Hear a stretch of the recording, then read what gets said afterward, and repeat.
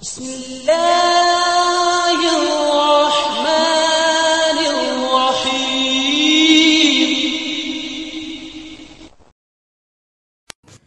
حضرت ابن عباس کہتے ہیں کہ حضور نبی کریم صلی اللہ علیہ وآلہ وسلم اس دنیا میں تشریف لائے تو آپ کی ناف مبارک کٹی ہوئی تھی، آپ ختنہ شدہ پیدا ہوئے۔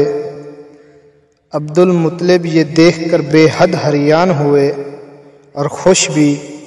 وہ کہا کرتے تھے میرا بیٹا نرالی شان کا ہوگا۔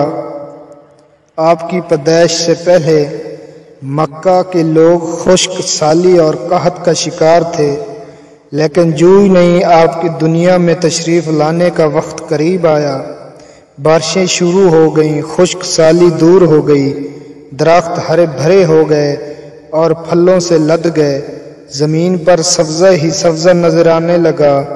پیدائش کا وقت آپ اپنے ہاتھ پر جھکے ہوئے تھے، سر آسمان کی طرف تھا۔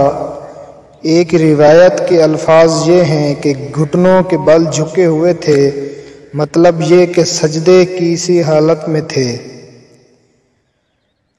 آپ کی مٹھی بند تھی اور شہادت کی انگلی اٹھی ہوئی تھی، جیسا کہ ہم نماز میں اٹھاتے ہیں۔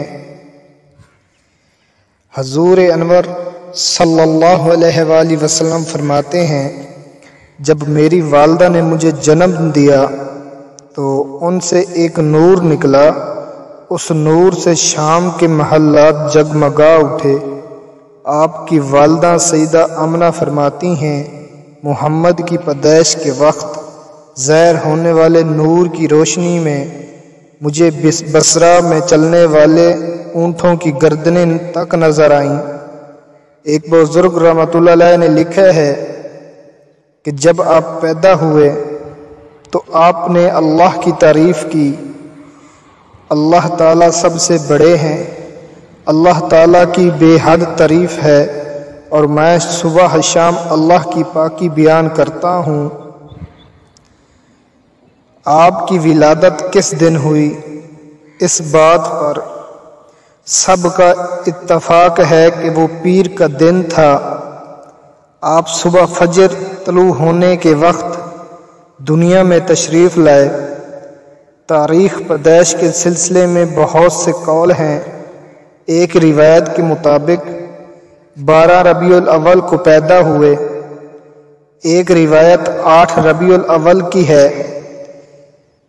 ایک زیادہ تر مؤخرین کا خیال ہے کہ آپ 8 ربیع الاول کو پیدا ہوئے۔ اس کے طریقے کے حساب سے جب تاریخ نکالی گئی تو ربیع الاول نکلی۔